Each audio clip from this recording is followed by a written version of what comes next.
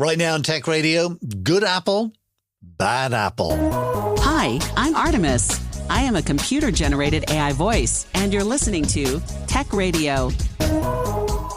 Our episode today brought to you in association with Board Namona's Accelerate Green, helping startups and SMEs develop and scale sustainable solutions. We'll find out more about that later. And of course, you can visit their website at accelerategreen.ie. This is episode 1035 of Tech Radio, looking back on the 7 biggest stories of the week, which aside from Apple, also includes some cool new tech from Huawei and Sony. Plus, Microsoft are about to push out a forced Windows update. Let's get to it. From TechCentral.ie, this is Tech Radio with Dusty Rhodes and Niall Kitson. I'm Dusty. Joining me as always, our editor-in-chief, Niall Kitson. Niall, of course, Apple, the 2 leading stories of the week. We shall get to the money in a moment. But first, they had their big launch of new tech and stuff like that. Did you watch it on Monday? Do you know what? Just before we jump into everything, I would say that of our 7 stories, about 6 of them are bangers this week. About 6 of them in any other week during the year, they would be pretty good leads. And this week, they're like buses. They're one after another. Exactly. It's ridiculous. We could spend half an hour talking about any of these individually, and we don't have the time. So, okay, to start with, did I watch it? Okay, I didn't this time around, and here's why. We love to see the character of a launch event. You know, we slag off American audiences, but come on, like they bring a bit of life to these occasions. Apple announcements these days are their glorified adverts. You see them once and then they chop them up and they give you the highlights. And there are other sources give you the highlights as well in varying lengths. Where's the pizzazz, Dusty? Where's the love? I don't see it. So I don't see much point in watching the announcements anymore. I'll read the highlights. I'll watch the highlights, but I'm just about done with these things. I know why. It's because you're one of these people who wants to watch it live in case something goes wrong, which we have seen many times in tech is go, amazing, this phone can do this, let me show you. And then it doesn't. And what happens when something goes wrong? Because Google's last announcement, something went wrong, and they actually handled it pretty well. They were just like, okay, well, look, that happened. Here's something else. And let's just keep things rolling. And look, it worked on this device. In all fairness, that's cool. They did. That's they life. Absolutely did. Anyways, the actual event itself. So you haven't seen it. I did. No, I didn't. I didn't watch it either. I'm very a little bit like you said. I prefer to wait until afterwards and watch everything they announced in 12 minutes. Fair enough. And I get it that way. And this year, I don't think it was a huge amount, really. Do you know what? I think the fact that neither of us were particularly interested in watching it. Yeah, fair enough. It's a reflection on the delivery, but I think it's also a pretty good reflection on quality of what was revealed.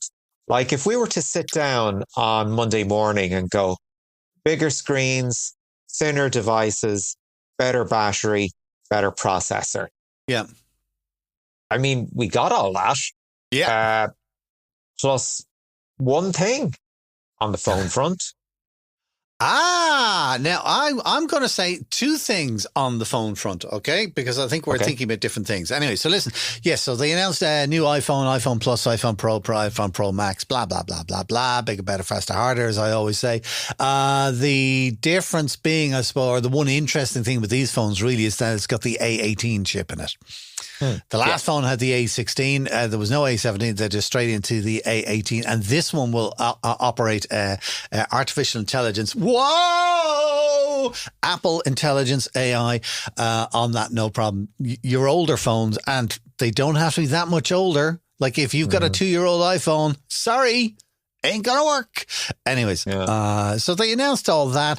I thought like the AI, Apple Intelligence, which they had announced, there was something very strange in the way they said it. They said, here's all our new phones and they're blah, blah, blah, blah, blah, blah. And they'll all have Apple Intelligence starting next month. And I thought it was really interesting the way they announced it, because they said it's in beta starting next month with additional features coming later. I mean, can you push something out any further? When did they announce it? Earlier on in the year. And now the phones are here and they're kind of going, well, yeah, we're going to just, give you a little bit. Well, I think part of that is due to the row they're having with the EU over the Digital Markets Act. So the EU will be going, okay, Apple Intelligence, who else can use that? Who else can develop on it?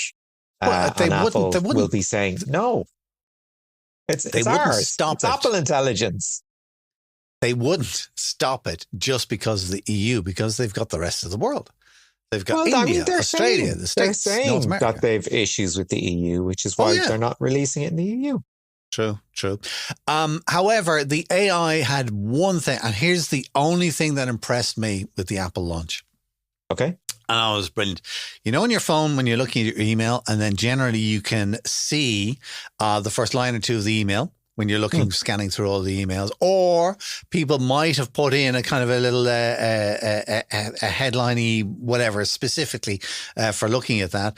What Apple Intelligence will do is that it will summarize the email into one sentence. Okay. And I thought that's a clever use. Okay. They're actually going to summarize it and put it, boom, into that one line. So when you're scanning through your emails, you know what it's about. Okay, that's interesting. But do you want to talk very quickly about what Apple really wants you to be wowed by with the iPhone 16? Go on. The action button. Yeah. Oh, yeah. We will turn your phone into an actual camera this time, and you can do things that you... No, it's like, here's a button on the side, turn your camera on, that you can feel like you're using an actual camera. And if you just slide your finger up and down, you can zoom in or zoom out. That's all it does. Big thing. Did that impress you? That's all it does, folks. Do you know what? This is that episode of The Simpsons going back in the day, where Malibu Stacy has a new doll, and there's a new hat. That's the only thing that's changed on it. It's the only thing that's changed, and the kids go mad for it, right? That is what happened with the iPhone 16. They put a new button on it, and the kids are going mad for it. That's the only thing that will sell this. I mean, the iPhone 16 is basically an Apple Intelligence delivery device. That's it. That's it. I mean, people are already talking about what's going to be in the 17. That's going to be much more interesting. There's probably a bit of truth to that, because I mean, they've talked about sort of pro quality features in the Pro Max. I mean, the only people that is of interest to is actual photographers and filmmakers. Fine features, but you don't need them. The average person does not need them unless they want to fork out an extra €200. Okay. So like everything with the iPhones, a brilliant phone. It does an awful lot of stuff. But this as an iteration, if you were going from iPhone 15 to 16, it's not worth it. If you're going out and you're looking for a new phone, terrific phone. The Watch 10 is bigger, thinner, brighter, yada, blah, blah, blah, blah. Watch Ultra, more or less the same. The AirPods. You're going to laugh at what I thought of the AirPods. No, I'm not. I'm going to nod my head and then I'm going to laugh. So go ahead. They've brought in number one, an official hearing aid test as part of the AirPods. All right. Yeah. And then secondly, you can use the AirPods as an actual hearing aid. Yeah. So just to annoy people who are Apple fanboys, I'm going to say, I like your hearing aid. I said, I like your hearing aid. Okay. Two things. Go on. I actually think that's a great feature. I think it's fantastic. I actually, in all fairness, it is. Yeah. I like the way, Apple are finding wellness angles to their devices. I actually think that's a really great idea. I think it's useful. And I think people will get a lot out of it. Two things That gave me a chuckle, right? AirPods Max, the cans, now with USB-C. Yay! Because the EU made us. So that's one thing. The other thing, none of the wellness features have actually been cleared by regulators. Yet. Yes. That's what they said, yet. But when they are, it'll be available in 150 countries. When the features roll out, that's fine. But I think there was a bit of hubris involved there in announcing these features that haven't been cleared by regulators. I think they've done things like this before with products that ended up not hitting the market in the end. So this is something that either people will really like or it'll be quietly brushed away. Okay. Do you know what? All jokes aside, the technology that goes into those AirPods, the in-ear AirPods, is just, I mean, it's amazing. When you think about the size of them and then you listen to the quality of the audio firstly, I mean, that's amazing. But then the fact that they're able to build in automatic noise cancelling and it's really, really good, that's amazing. And now the fact that they're able to actually use it as a hearing aid, and again, as I say, all joking aside, that also is amazing in this tiny, tiny little piece of technology. It's unreal. There was one thing missing in action, and this is the last thing we'll mention about the Apple announcement on Monday. What was it? Yeah, no iPads. Disappointed? Where's the iPad? Not really. I mean, it's not October yet. There's usually something left over for October. True. Maybe we'll see something then. Okay, Grant. Listen, that's it. That's the Apple announcement. So let's go from good Apple to bad Apple. Okay, is this the most unwelcome windfall in the history of tax? It's like, okay, here's something we've been talking about for years. Right, this is a case that started in 2014, finally resolved 10 years later. The EU Court of Justice has found that yes, indeed, Apple does owe Ireland 13 billion euros in back taxes. Why? Okay, let's go through the shape of this because it is complicated and it's worth describing every time we talk about it. Can I tell you what my understanding is first, and then tell me where I'm going wrong? All right, okay. My understanding, because I like things simple. Yeah. Okay, so here's my summary of the case. Apple paid very little tax in Ireland for many, many years, okay? Yeah. Apple and Ireland came to an agreement, but it was legal at the time and nobody actually did anything wrong, okay?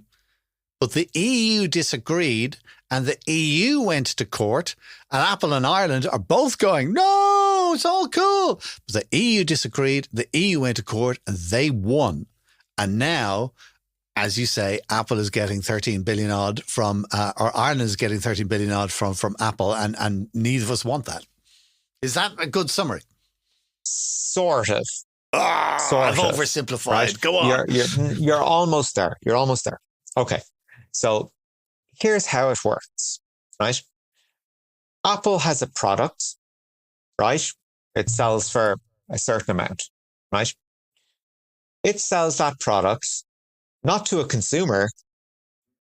It sells that product to a subsidiary, a brass plate company that, not related to Apple, whatever, doesn't have to be, in a tax-free jurisdiction like Bermuda. Okay? That operation in Bermuda decides that, well, this thing that we bought from Apple, we're actually going to sell it for this much, which is a function of how much the actual thing cost plus the value of the intellectual property, right? So Apple sells a thing, or rather the patents for a thing, to this company in Bermuda, which doesn't really exist, doesn't have an office or anything like that. It's just a corporate entity, which sells those patents on to Apple Europe, which is based in Ireland, which sends on to a store anywhere in Europe, which sells the device, right? Who have to pay royalties back to Apple Europe, because we're no longer dealing in a device so much as we're dealing in the patents on it, right? So Apple US sell the device to Bermuda, we'll say. Those patents are licensed to Apple in Ireland, meaning Apple Ireland have to pay royalties on those, which sell to somewhere in Europe, which sell back to another brass plate company, which doesn't actually employ anyone. Okay. They send the royalties from that sale back, which in turn goes back to Apple Ireland, which looks at it and goes, well, we didn't actually make any money on this sale because somebody paid everything in royalties, right? And then that goes back, those royalties go back to Bermuda. That money rests in Bermuda. And if Apple in the States decides we need money, that entity in Bermuda loans that money to Apple America, right? So you see, so the something turns into a mix of intellectual property, not a something. So what you're telling me then is essentially you have the physical cost of making the physical thing, and then the rest, which would be profit, has all of a sudden become intellectual property and a royalty cost. Yeah. Therefore, no profit was made, and all of that royalty money is sitting in the Caribbean getting a suntan. Exactly. Yeah. So the big question behind this, while everybody else is kind of going, wait, 13 billion, how are we going to spend it? You've got a different question in your head, and that is Apple, and will they stay, and how this will affect others. What's in your mind? Yeah. So this is what's in my head. And it's something I've written about on Tech Central earlier in the week, but I think it's a point that deserves restating and maybe teasing out a little bit. We sell ourselves on the idea that Ireland has a highly educated workforce, highly skilled, native English speakers, and a sort of favorable tax rate, corporate tax rate of 12.5%. Right? That's the official narrative. That's why companies would come here. And of course, we've got co-working spaces. We've got accelerators like the one we'll be talking about later. We have the likes of Silicon Docs. We've got a very strong tech community in Ireland. It's constantly growing, constantly developing great ideas. So if you have large companies coming to Ireland, availing of this tax strategy, or coming to Ireland on the assumption that there is this thing that we can do that will minimize our burden, what happens when, the floodgates are opened and you start having to pay your back taxes? Will Apple look at Ireland and go, that's it, we had our fun, we're going to pay our money, we're going to go? And what does that mean for the rest of the tech sector? Will the likes of Meta and Microsoft look up and go, do you know what, it's really worth our while sticking around here if this is potentially going to cost us money? I mean, Microsoft has been around for years and years and years in Ireland. I mean, they're over 30 years here. So, are they purely here just for the money? This is the narrative, the counter narrative, if you will. If these multinationals pitch up and leave, was there any there when it comes to Ireland, or was it a case of, do you know what, we can go to England, we'll go to France, it makes no difference to us whatsoever? So you're saying then, what's the real reason all of these big tech companies are here? Is it because we've got amazing people who are great workers, or is it because of the tax breaks and they can make more profit? So what do you reckon what do you reckon Apple is going to do? Because that will then show the real reason. If it was for the money, they'll probably move on somewhere cheaper. If it's for the people, they'd probably stay. Looking at your crystal ball, what do you think is going to happen? Yeah. Well, here's the thing. Apple might look at how much they've invested in Ireland, the kind of the intellectual property they've invested in here, the kind of, I suppose you might say the sunk cost of moving elsewhere.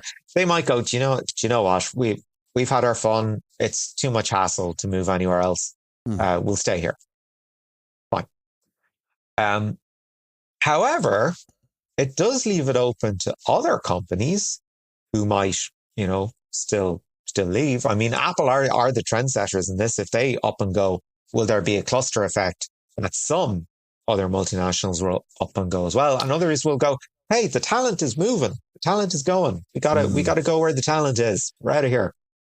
My thinking is that they will stay. I think the reason they're here in the first place is because, for all of the reasons that you said, it's, very intelligent population, native English speaking, right on the edge of Europe, within the EU, free, and all that kind of stuff. They could move to the UK for all the English language advantages, but the UK is not in the EU anymore, which causes a whole lot of problems.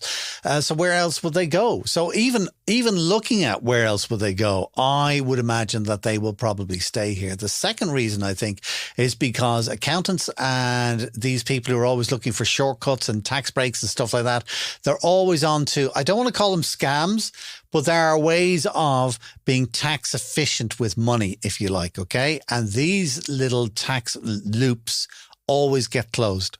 And I think what will happen is they'll go, well, that was great while it lasted. We got caught out on that. But look, the money has gone. It's been out of Apple's account since 2018 when they had to put it into escrow. So that 13 billion is long gone. It's long gone from Apple. And I think they will go, all right, well, Ireland is still a great base.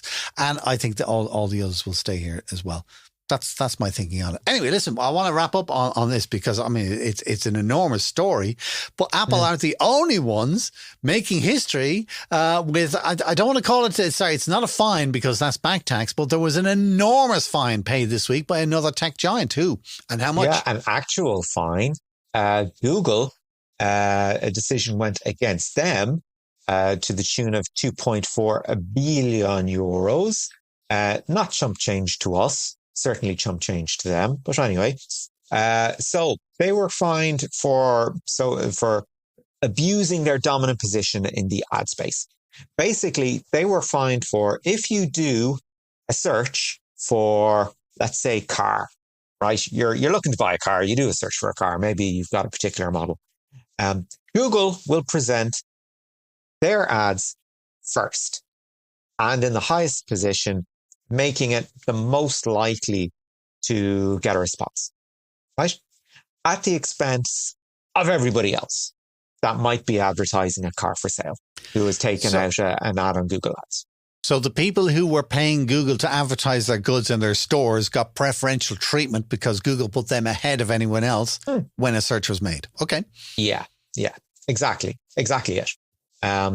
So that was seen as the problem. I mean, under the Digital Markets Act, Google is considered one of the top sort of gatekeepers. It's up there with Facebook and Apple as well. And there's a couple of others. I think X might be there. I don't quote me on that. But they have 6 particular platforms that they're really going to be policing very closely.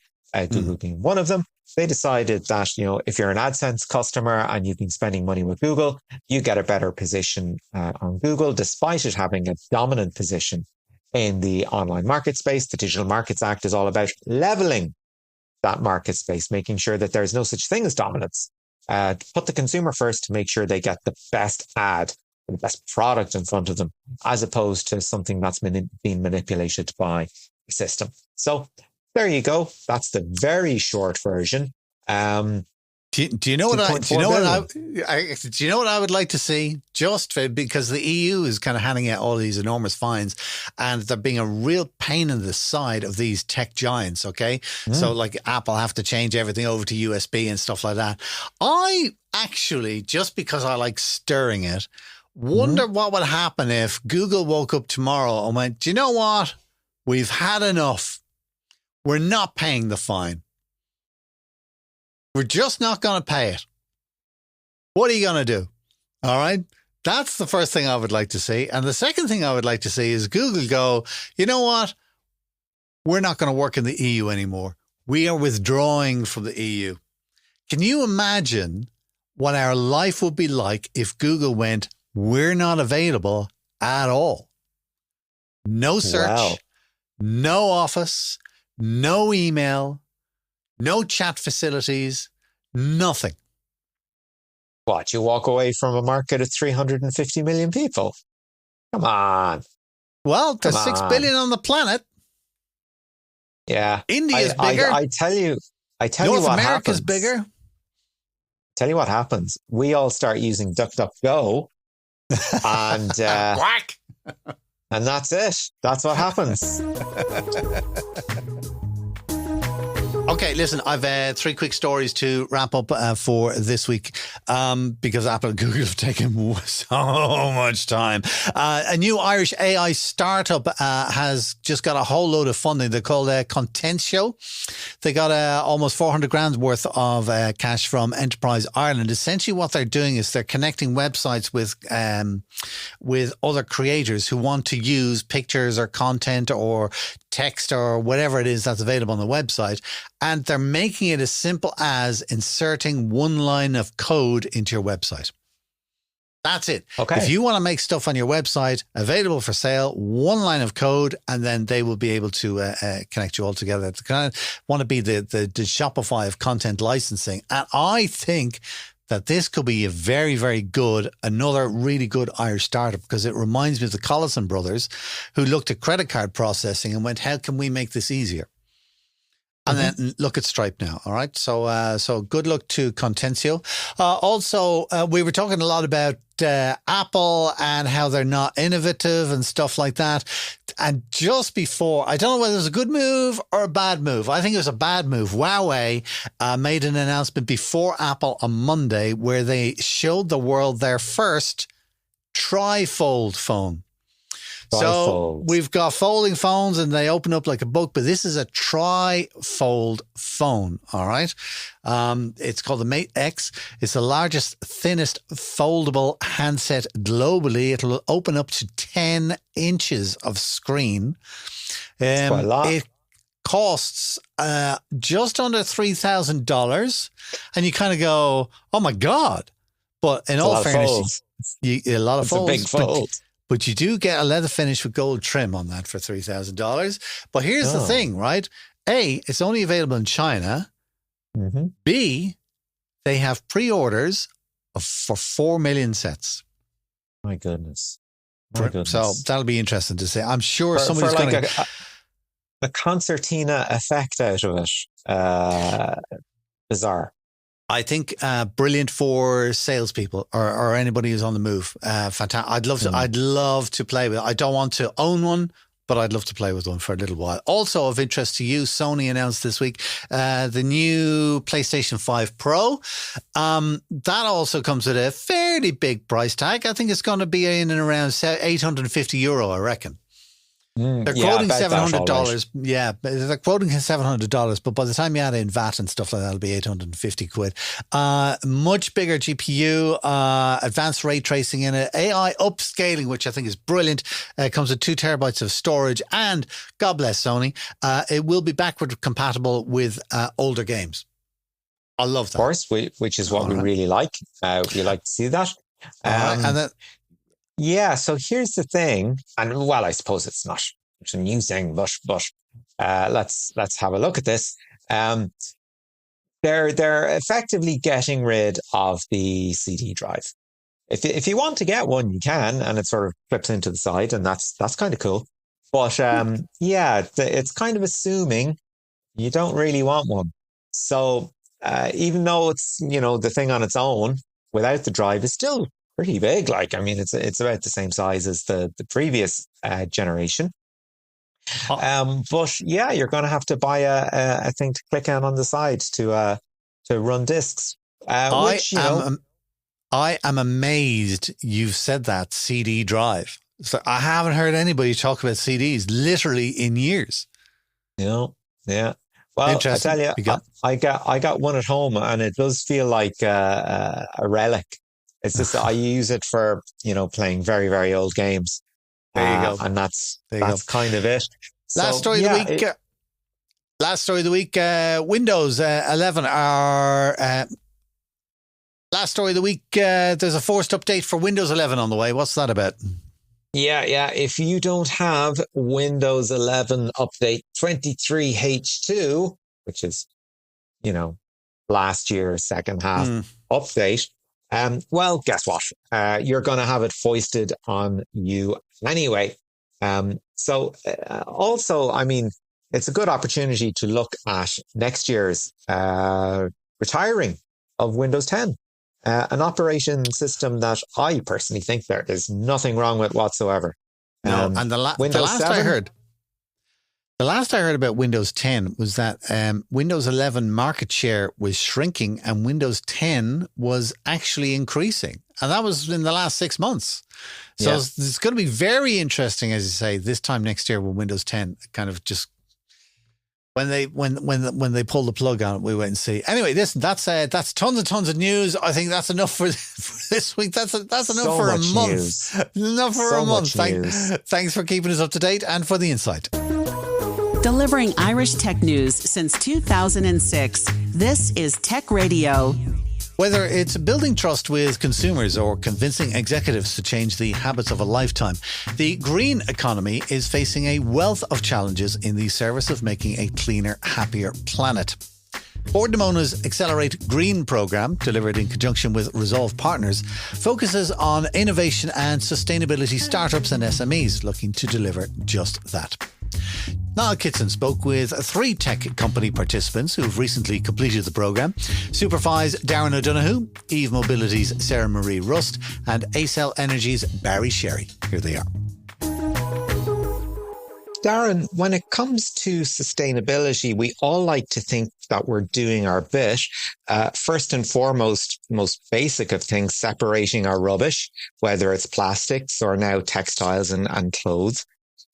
However, the question always arises, okay, I've put it to one side. Now what happens to it? Is it going to actually be reused or is it going to landfill? And this is a question that you've preoccupied yourself with. Yeah, absolutely, Niall, and it's the basis of one of our newer projects. Actually,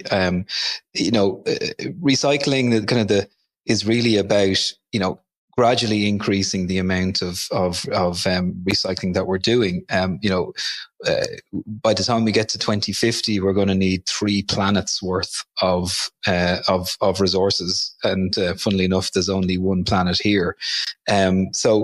If I give you a really good example, the EU targets for 2030 are 60% of our stuff needs to be recycled by 2030 to stay on target. And the only way we're going to do that is by increasing everybody's recycling rates bit by bit. There's responsibilities for manufacturers, there's responsibilities for big business, but there's also obviously responsibilities for consumers, and consumer confidence in how their recycling is processed is really important to drive that. If you think, if I'm going to separate out my plastics and my paper and my cans, I need to have confidence that they're going to be treated, that I'm not wasting my time. And and there is some noise. There's always noise and conspiracy theories out there on the internet. What Superfi do is we really support the non-glamorous heroes, as I describe them, who actually collect all of our waste and process it and turn it into reusable material. The system tracks everything with QR codes and smart sensors to ensure that those companies can report really transparently and accurately on what they've done. We have a couple of examples of that would be a company as a customer of ours that converts plastic bags that are collected in supermarkets in Australia into concrete aggregate that can be used in building construction to replace, so that's 15% of the concrete can be made out of recycled plastic bags. And they were able to demonstrate to a local authority in Australia that the school that was built over there was 15% of that was created from plastic bags that were recycled and returned by consumers into this supermarket over here. It's almost like keeping it not only circular economy but actually keeping it local as well. And our platform really supports all of those types of recycling and collection companies that to be able to absolutely transparently and honestly report on how things are done. That element there that you mentioned of building schools out of effectively plastic bags, it does kind of change people's attitudes towards the material that we're getting rid of, looking more in terms of the possible, as opposed to, okay, a bottle is going to become a bottle. You know, a bottle could become something else entirely. Do you find that these sort of conversations are being facilitated by your kind of technology? Oh, I do.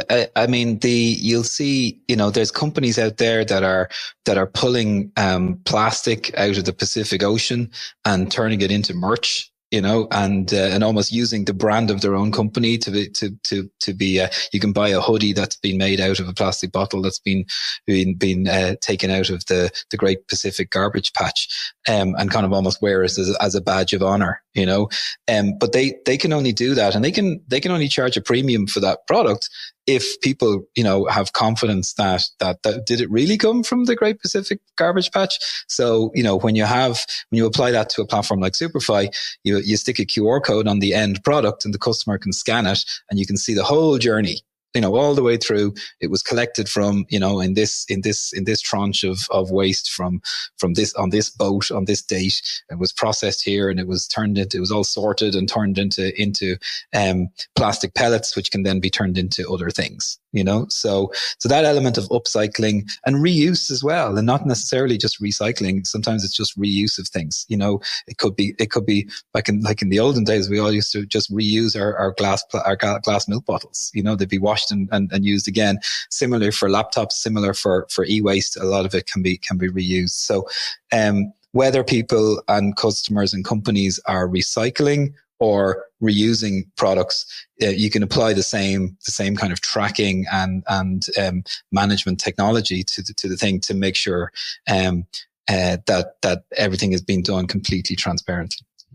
Okay, Sarah Marie, Eve Mobility, you're kind of dealing with a similar problem in a sense to Darren was, in that you're looking to change people's perspective on an issue in order to move it forward. So what are you exactly working with at the moment? So as you're right, I think when it comes to sustainability, a lot of that is change management. I think one of the biggest problems that we have at the moment is we live in a world that's very driven by profit and by efficiency. So a lot of the time, sustainability seems a bit counterintuitive for these companies, as if you look at the bottom line, maybe for year 1, 2, or 3, it doesn't look as profitable. But I think long term, we're not necessarily putting a value yet on the impact. So what we try to do with Eve is really match that with hard data and provide companies with insights that they can use to make that sustainable transition, specifically in the fleet and transportation sector. So leveraging smart data and leveraging existing data that they already have to allow them to streamline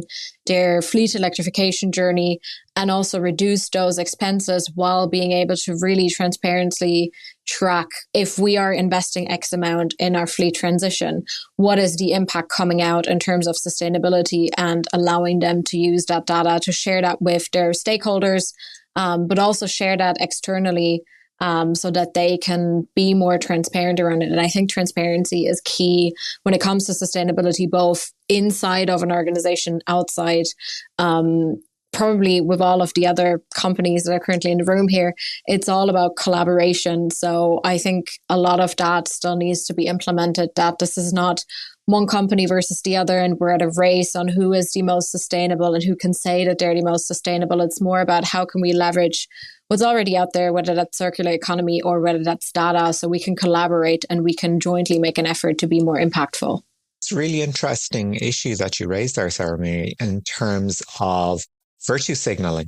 Like, how are you finding companies' commitment to sustainability has changed since you've started on your Eve Mobility journey? I think it's very interesting because almost every year you see a massive change. The sustainability industry is still very early on. So I think over the next couple of years, we'll be able to explore how that's going to shape and how that's being implemented in a long-term perspective. What was very interesting for me to observe is I think a lot of organizations globally, they just decided to stick with some sort of date to figure out when are they going to have their fleets fully decarbonized or electrified, or when are they going to reach net zero. But then you look internally and it's more of a long-term milestone where they know that they're currently at point X and they have to go to point Y, but the transition isn't really planned out as much. Now there is front runners, there is companies that are doing, I'd say, more than most, but it's really about that transition piece in between that I feel like we're still seeing companies trying to struggle and understand.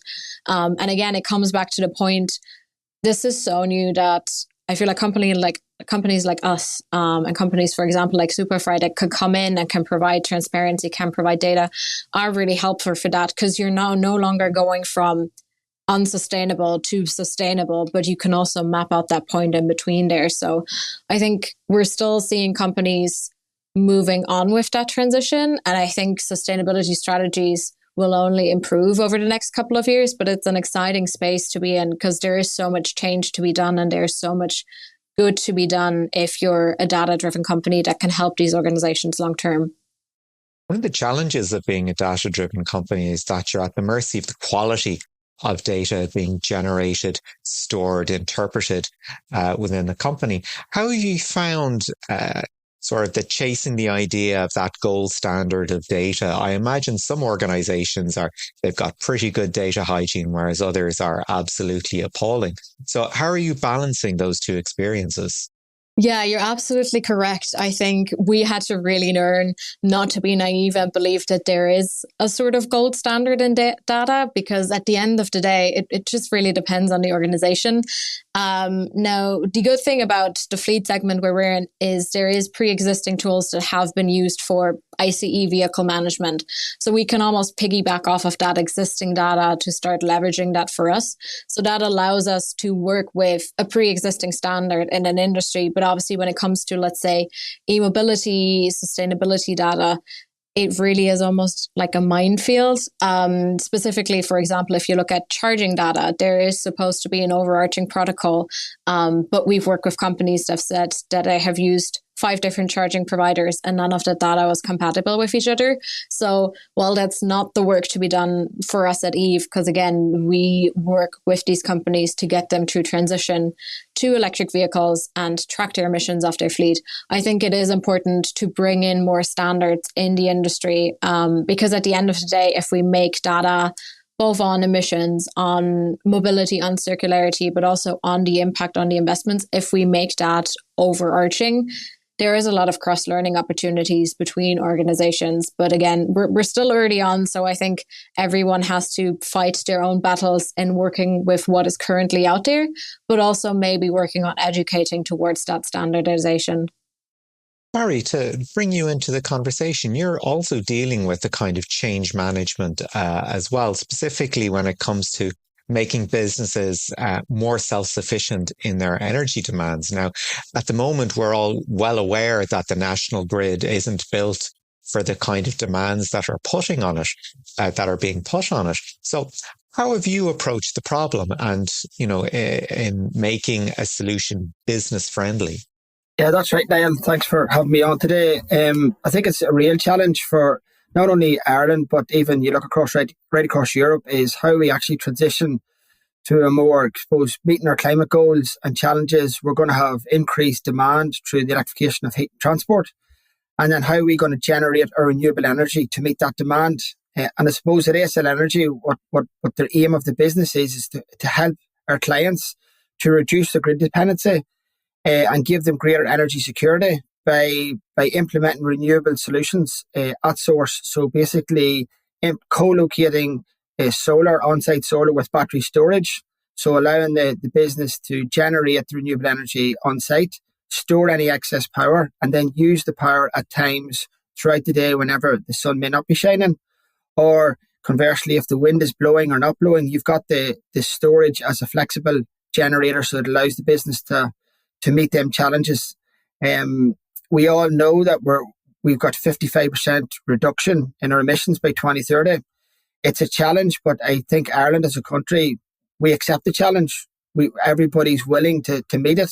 It's just that we think that the the grid saturation is going to become probably something that we have to overcome. And businesses want to be able to generate their own energy, but they also want to get security. There's always the concern over how much is this going to cost me, especially when you're bringing in a large piece of equipment or infrastructure. So how do you cross that particular river with your clients? Yeah, I suppose that what ASL Energy has brought to the Irish market, is what that we offer is a unique, it's a co-ownership model. So it's a finance model whereby we allow our clients to co-own the asset, but not invest any of their upfront capital. So we believe the best way to reward any company is to give them, suppose, an incentive to be part of the project. So ASL Energy will fund the project, we'll design, we'll implement it, we'll complete the O&M across the project, but we also give the business owner a vested interest so that they can see the renewable project generating power, what the savings is, and how this is benefiting the company. It's probably it's an education piece. It's bringing them along the journey. But I think the education is getting easier because people can see the benefits of renewable energy, from homeowners to businesses. They can see the impact that it's having and they want to do more. But it's just trying to meet their demands with the flexible storage, which allows them to maybe reduce the grid dependency even more and become more self-sustainable. One thing when it comes to energy generation is the discussion over resilience and business continuity. So in looking at people's, businesses' most basic commodity, having the energy to literally keep the lights on, is this a message that's getting through that, look, if you're generating your own energy, your business is going to be more robust and easier to run? Yeah, I think we've all seen, we only have to look back to 2022 and we've seen, the war, the devastating war in Ukraine and the impact that had on energy pricing. And I suppose the businesses are at the mercy of the energy companies in terms of increasing prices and the impact that had on their overall costs. So since that, they want to become more resilient in terms of generating power. I suppose the quick win is to put the solar on, but now they're actually coming to say, well, how can we actually store excess solar? How can we maybe charge at times whenever there's loads of wind or greater renewable generation and we can get buy the electricity at a cheaper price because of smart meters, the variability in tariffs that we're starting to see across the market.